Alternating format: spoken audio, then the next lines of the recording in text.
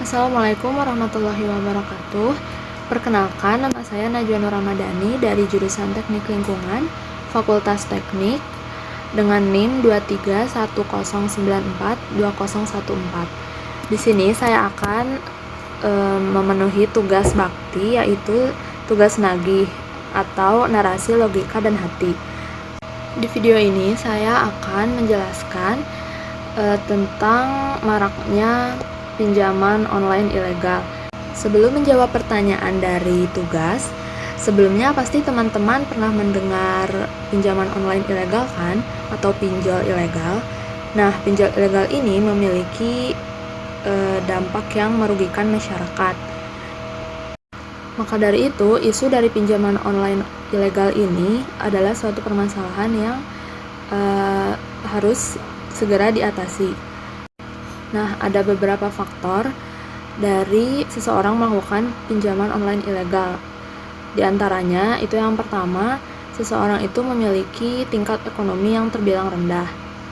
Selain itu, memiliki daya konsumtif yang tinggi atau hanya untuk kebutuhan gaya hidup, bukan untuk memenuhi kebutuhan yang pokok. Orang yang menggunakan jasa pinjaman online ilegal ini adalah orang yang memiliki kebutuhan yang mendesak sehingga terpaksa harus melakukan pinjaman online ilegal.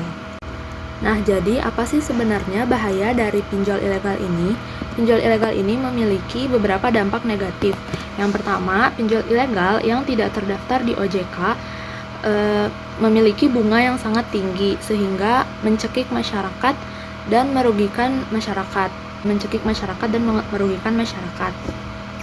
Lalu yang kedua, penagihan dari pinjol ilegal ini dilakukan secara kasar dan hingga teror, bahkan menghubungi kontak-kontak darurat.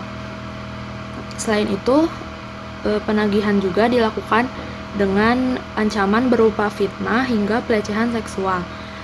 Lalu, kerugian dari pinjol ilegal ini adalah tempo yang diberikan tidak sesuai dengan perjanjian. Selain itu, data pribadi dari peminjam itu terancam disebarkan oleh oknum-oknum yang melakukan jasa pinjaman online ilegal. Selain itu, data dari para peminjam online ilegal ini terancam disebarkan sehingga untuk melakukan pinjaman online ilegal ini sering melakukan foto dengan KTP. Nah, ada beberapa cara untuk menghindari pinjaman online ilegal. Yang pertama, masyarakat harus mengetahui apa saja jasa pinjaman online yang legal, yang terdaftar di OJK. Lalu, jika masyarakat mendapatkan pesan dari nomor-nomor yang tidak dikenal dan membuka jasa pinjaman, seharusnya tidak ditanggapi.